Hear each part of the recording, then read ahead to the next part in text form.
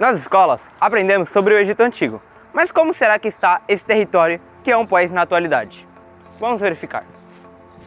A história do Egito atual começa em 1922, com a sua independência. No ano de 1953, o Egito passou a ser uma república, presidida por Muhammad Naguib. Porém, ele foi obrigado a renunciar ao seu cargo para que Nasser pudesse assumir. Bom, o Egito tem uma população de 84 milhões de pessoas atualmente, sendo o segundo país mais populoso da África. Bom, o árabe é a língua oficial. A área tem um tamanho de 1 milhão de quilômetros quadrados, mais ou menos do tamanho do estado brasileiro de Mato Grosso. A economia do Egito é baseada principalmente na exportação de petróleo, na agricultura e no turismo.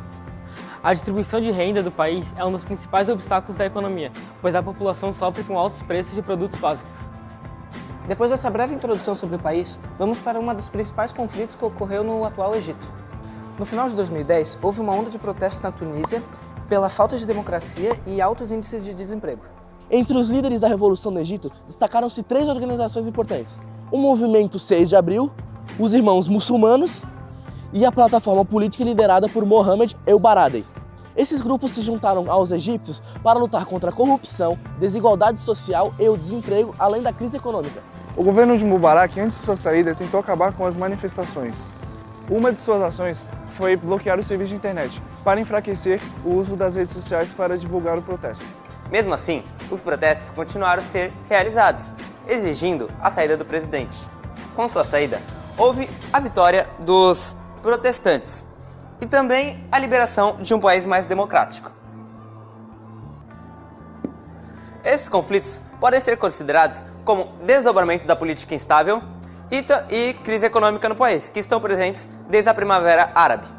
A Primavera Árabe é considerada uma onda de protestos democráticos realizados pelos países do norte da África e do Oriente Médio, no qual os países passaram por esses processos nos últimos 2 anos.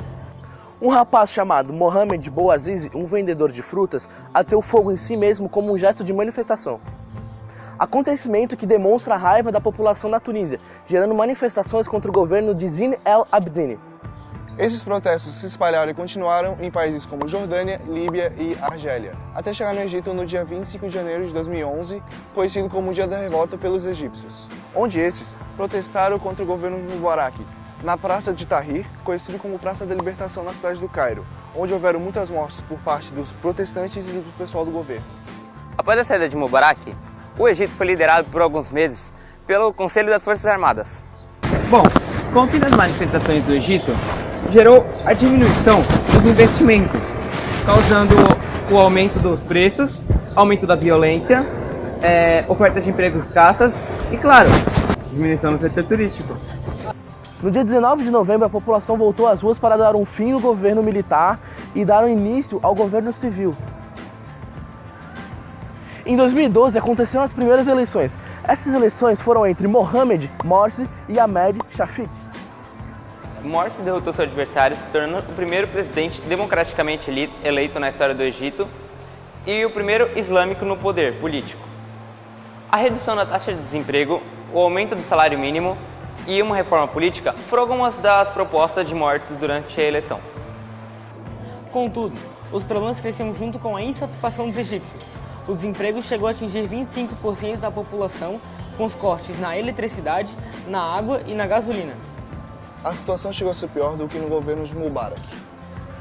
A situação pioraria quando Morsi mostrou todo o seu autoritarismo através de um decreto que concentrava todos os poderes em suas mãos, até a elaboração de uma nova Constituição, que deixaria a população ainda mais revoltada. Quando souberam que Morsi se envolvia com grupos terroristas, o presidente foi deposto às várias manifestações. A Irmandade Muçulmana é um grupo político e religioso que foi fundado em 1928. Essa irmandade ocorre em diversos países do mundo árabe, defendendo as regras do islamismo, não só para ditar as vidas dos fiéis, mas também da sociedade e do Estado. No Egito, o seu aliado político era o Partido da Justiça e da Liberdade, que ganhou legalidade após a queda de Mubarak. Essa irmandade recebe várias críticas, não só por receber apoio de Morsi, mas também por estar envolvida com diversos ataques no Oriente Médio. Após a saída de Morsi, houveram diversos conflitos entre os aliados do ex-presidente e os opositores. Após algum tempo, houveram mandatos de prisão para os membros da Irmandade e 300 membros foram presos. Como vocês puderam perceber, o Egito é muito mais do que monumentos e pirâmides para atrair a atenção de turistas. Ainda tem muita coisa que a gente pode pesquisar e saber mais sobre o país. Então é isso, galera. Se inscreva no canal, deixe seu like e compartilhe com os amigos. Falou? Gostei!